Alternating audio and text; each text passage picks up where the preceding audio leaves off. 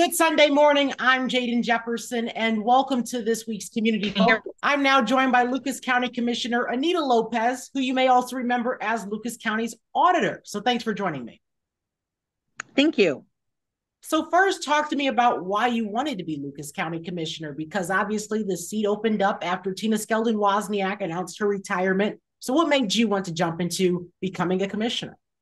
First, I realized that there was a changing of the guard. So Tina has been commissioner for close to 14 years. Actually, she's been commissioner close to 18 years, excuse me.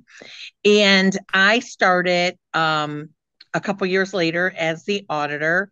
And so I have been the hub of the county when it comes to processing payroll, working with all the social service entities, all the government entities, payroll,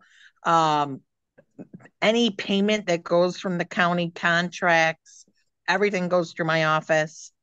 And I really felt that my years of working as the county auditor would help me take Lucas County to even a better place than it is right now.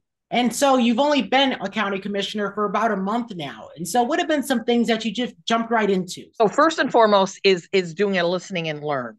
So a tour, which again, I think is the first time that has occurred where a commissioner is actually going out to all the areas in Lucas County and saying, what would you like to be the priorities over the next 4 years? So I truly believe I'm a public servant. And as a servant, you are supposed to ask those who you serve what they would like.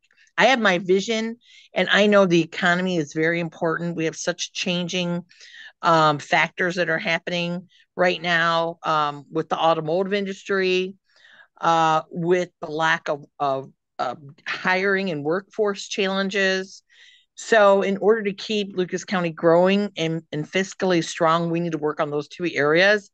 But there are other issues that citizens want me to look at and focus on. And so that's what I'm going and doing right now. I'm asking them, they're my boss, and what do they want me to prioritize? And so how do you take this feedback and directly apply it when it comes to governing? It's like a checklist for me. So for example, the concern about Kroger's potentially closing, the concern about charter transportation not fully serving Point Place, the concerns about the new 911 consolidated emergency response. In each area, Oregon has different concerns versus Jerusalem Township or Maumee. And so as a commissioner, you sit there and look at all the areas you control with your counterparts. There's three of us, and then how we can help. So there are individuals in Maumee still concerned about the sewage dumping and the quality of our water, and there hasn't really been any updates about that. So every area the commissioner either funds or we're partners with those other entities. And so you sort of approach it from just this is, the answers or concerns citizens have, and then what are we doing to address those? And how can I make that happen in my commissioner role? And then how do we prioritize the dollars that we're spending to address those citizen concerns? And you're no stranger to this. You, as I mentioned at the top of the show, you were the county auditor. And so what parallels have you noticed in this new role as a county commissioner? And what are some of the skills that you had as a county auditor that you've had to bring into this new role? Well, automatically, like making sure we're questioning the contracts. So we review the contracts to make sure they're within the letter of the law as county auditor. Here as commissioner, we approve contracts for services and projects that need to be done. New roads with the county engineer. Again, making sure we have the money to do those projects. Are we being fiscally sound so that we're balancing the revenue we have with the amount of money we're spending? Are we keeping that reserve necessary just in case any emergency expenditures come up? Like, for example, in Point Place, this past fall when there was the tornado that hit. A lot of the homeowners, their deductibles for their home insurance and their cars were very expensive. And some of them could not get their roofs replaced or the damage covered because it was a natural disaster and they were not prepared for that. And so what I realized is that with Lisa Sabecki, commissioner, because we were both out there in the trenches, is that the state couldn't provide money because the amount of damage did not reach the threshold to qualify for FEMA assistance, for state assistance, or Red Cross assistance. So a lot of the local citizens didn't have any backup plan, and there was no safety net by government. City of Toledo could not provide any dollars.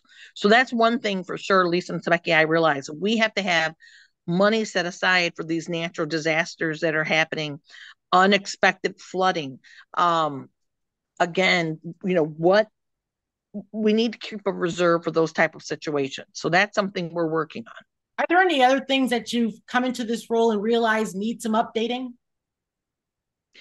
Well, I think overall, I would like Lucas County employment to reflect the populations that exist here. So I think that keeping a good circle of individuals who look different than me, who are from different areas than me, different backgrounds. I think having an advisory board for myself is going to help me make better decisions for Lucas County because we are diverse. I'm going out to Providence Township today, and that's about 30 miles away from Sylvania where I live. And then there's the city of Toledo. And I think we need advisors from each areas so that when things happen in that community or issues arise, they can get on the phone, text me, call me, email me, and say, hey, this is happening. And I think the commissioners need to know about it for our help and how we can play a role in it. So we're not sort of coming later after something happens or after a company might consider leaving or a company's consider coming. If they're like, for example, the whole issue with the automotive industry, we're transitioning to a future of EV vehicles. How is that going to impact our workforce? How is that going to impact the affordability of vehicles for all incomes? EV vehicles are more expensive than the diesel gasoline vehicle.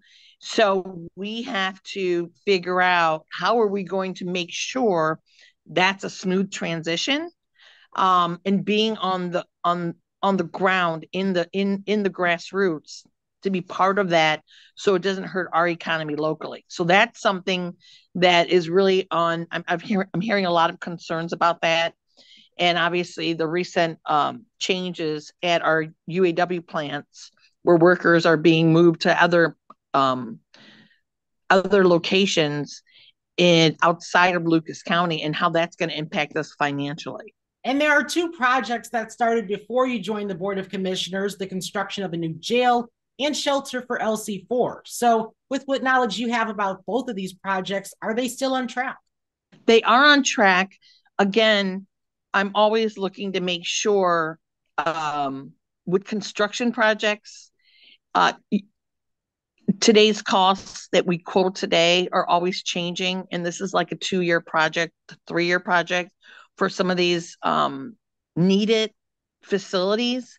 And so are we putting aside that reserve? Are we putting aside that rainy day fund for potential unexpected costs, unexpected workforce costs that are increasing? We have to keep an eye on those dollars to make sure we're managing them. And then also, again, the way we fund our county is through sales tax, property tax, and then we get money. The state collects income tax. So we have to be able to constantly grow and continue to gain employment, keep our citizens here. Our population has to continue to stabilize or grow. And then third, make sure that we have appropriate housing for those individuals to live and have an affordable good lifestyle. And that's how when people buy, we get money. When people buy homes, we get money. And then when people have good wages, that goes to our state budget that comes back to us. So those are the three key things that you're going to see me focusing on, because the more money we have and the ability to control our spending, to focus on the important things, such as the jail and such as the canine care shelter, and then most importantly for our children, one of my number one projects, I'm a Boys and Girls Club kid myself. I went to Toledo Public Schools. I also went to Catholic schools. I grew up in a low-income family from Old South Toledo. So you're always going to see, how are we going to make this county a better place for the children, for the next generation who are 30 years younger than me, 40 years younger than me, and making it a better place for them. So if we don't focus on jobs, better housing, and employment, better jobs, then they won't have the resources that we have today to have better lives. Now, that sounds awfully like a sales pitch, which is why that goes great into my next question, which was, you obviously aren't serving a full term on the County Board of Commissioners. However, voters could decide differently and can elect you to a full term. And so what's your elevator pitch to voters? Basically, I've been committed. I've served Lucas County for over 20 years, and I'm here today, and I'm still going to be here tomorrow. This is where I was born and raised. I love this county. I had every opportunity to leave, and I didn't. Second, I've done great things already as a county auditor. I really made this office citizen-oriented, created an education outreach department. I'm everywhere. I'm hands-on. You're going to continue to see me that way, because if you stay in an office or you're not out in the community, you can never hear the feedback from the people you work for on how well you're doing. So that's why I'm doing my listening and learn. That's how I started as auditor, finding out what citizens wanted from me, and then rolling up my sleeves and getting the job done. And I have a record of that. And I'm the next generation. I'm 54 years old. I'm going to be here in Lucas County for the rest of my life. And so I know we need to leave. Again, the future is our youth. The future, like I said, the individuals who are 30 years younger than me, 40 years younger than me.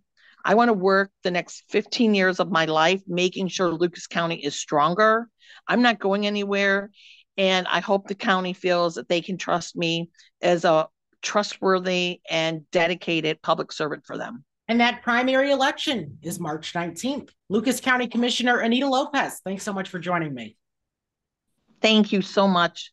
I'm really grateful for the opportunity. And anything anyone needs, please don't hesitate to call me. My cell is 419-764-1090. I'm Anita Lopez, and I'm asking for your vote. And that's this week's Community Focus. I'm Jaden Jefferson, and have a great week.